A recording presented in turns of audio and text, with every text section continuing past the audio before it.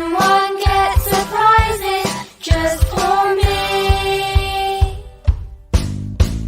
And when I've been playing and my room's an awful mess, someone helps me tidy up. I wonder who it could be. My mom, haven't you guessed it? My mom, she is the best, and my mom, she needs a rest today. My mom, haven't you guessed it? My mom, she is the best, and my mom, she needs a rest today. Good morning बच्चों, कैसे हैं आप सब। मैं हूं आपकी Sunday school teacher miss Amy. आज का दिन बहुत ख़ास दिन है जी। आज है मदर्स डे और आज हम माँओं के बारे में सीखेंगे। मैं आपको कुछ दिखाना चाहती हूँ। मास्क जी, ये मास्क क्या करता है? ये मास्क जब हम पहनते हैं तो हम जर्म्स और बीमारियों से महफूज रह सकते हैं। तो मास्क पहनने से हम जर्म्स से और बीमारियों से महफूज रहते हैं। इसके अलावा एक और चीज़ भी आपको दिखाना चाहती हूँ। आपको पता है बच्चों, हमारी बॉडी में सबसे नाजुक हमारा ऑर्गन कौन सा है? हमारा ब्रेन, यानी हमारा दिमाग, जिससे पूरा इंसान काम करता है। और अगर ये इसको चोट लग जाए तो इंसान मर भी सकता है। तो इसको महफूज रखने के लिए हमारे पास है हेलमेट। जब कभी हम रोड पे जाते हैं, बाइक्स पे बैठते हैं, बाइसिकल चलाते हैं, तो ये हेलमेट पहनते हैं, क्योंकि हेलमेट हमारे दिमाग को, हमारे सर को चोट से महफूज रखता है। बच्चों, ये दोनों चीज़ें, हेलमेट और मास्क, हमें महफूज रखते हैं, हमारी मदद करते हैं ताकि हम सेफ रह सकें, हम प्रोटेक्टेड रह सकें। आज बच्चों, बाइबल मुकद्दस में से हम एक सच्ची कहानी सीखेंगे। हम सीखेंगे कि किस तरह माएँ अपने बच्चों को प्रोटेक्ट करती हैं। आपने कहानी को बहुत गौर से सुनना है। बच्चों, बाइबल मुकद्दस के मुताबिक हज़ारों साल पहले बनी इसराइल मुल्क मिस्र में आबाद थे और मिस्र का बादशाह फ़िरौन बनी इसराइलियों से कुछ ज़्यादा खुश ना था। और जब फ़िरौन ने देखा कि बनी इसराइल तादाद में बढ़ते चले जा रहे हैं तो उसने एक हुक्म जारी किया। उसने कहा कि अगर बनी इसराइल के यहाँ किसी लड़के की पैदाइश हो तो उस लड़के को फ़ौरन कत्ल कर दिया जाए, और हाँ, अगर उनके यहाँ लड़की पैदा हो तो उसको ज़िंदा छोड़ दिया जाए। बनी इसराइल तो ये सुनकर बहुत परेशान हुए। और उन्हीं दिनों लावी के एक घराने के आदमी ने शादी की और उनके यहाँ बेटा पैदा हुआ। और उस बच्चे की माँ ने देखा कि बच्चा बेहद खूबसूरत है तो उसे 3 महीने तक छुपा कर रखा। और जब उस बच्चे के रोने की आवाज़ घर से बाहर जाने लगी तो उसने कहा, अब मैं इस बच्चे को ज़्यादा देर तक नहीं छुपा सकती। और उसने एक टोकरा लिया और उस पर चिकनी मिट्टी और राल लगाई और उस लड़के को उस टोकरे में रखा और दरिया के किनारे गई। और वो उस टोकरे को दरिया के किनारे छोड़ आई। उस बच्चे की एक बहन भी थी जो दूर खड़ी रही और देखती रही कि आखिर इसके साथ होता क्या है। और फिर वो टोकरी दरिया के किनारे किनारे बहने लगी।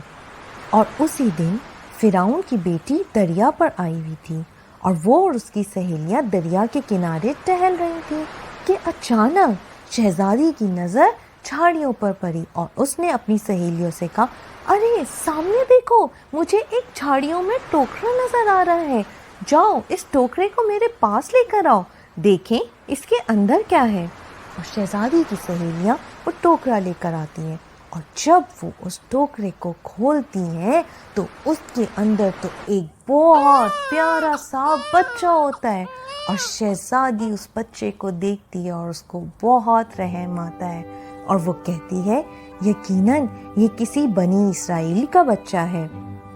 और उस बच्चे की बहन जो खड़ी दूर ये सब देख रही थी वो फ़िरौन की बेटी के पास आती है और उससे कहती है कि अगर तू कहे तो मैं जाकर इस बच्चे के लिए एक दाई ले आऊं जो इस बच्चे को दूध पिलाया करे। بچوں، دائی وہ عورتیں ہوتی ہیں جو چھوٹے بچوں کا خیال رکھتی ہیں اور ان کو کھلاتی پلاتی ہیں۔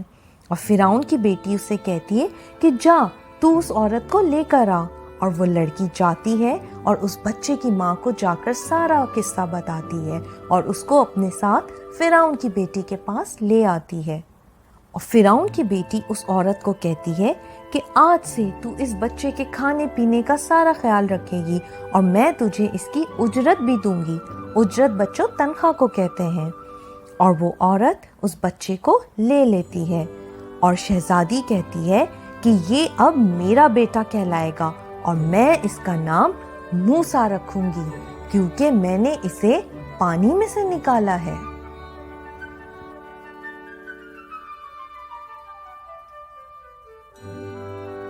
بچوں، ابھی آپ نے بائبل میں سے سنا کہ کس طرح سے موسیٰ کی ماں نے اپنے بچے کو محفوظ رکھا۔ اس نے ایک ٹوکری لی اور ٹوکری لے کے فوراً موسیٰ کو ڈال کے اس میں پانی میں نہیں بہا دیا، بلکہ اس نے ٹوکری کو بھی محفوظ بنایا کیونکہ ٹوکری کے اندر سوراخ تھے اور اس کے اندر پانی جا سکتا تھا۔ تو اس نے پھر چکنی مٹی اور رال لی اور ٹوکری کے اندر لگائی تاکہ ٹوکری کے سوراخ بند ہو جائیں اور پانی ٹوکری کے اندر نہ جا سکے۔ تو چکنی مٹی اور رال لگانے سے ٹوکری واٹر پروف بن گئی۔ اب ٹوکری کے اندر پانی نہیں جا سکتا تھا اور اس کا بچہ محفوظ رہتا۔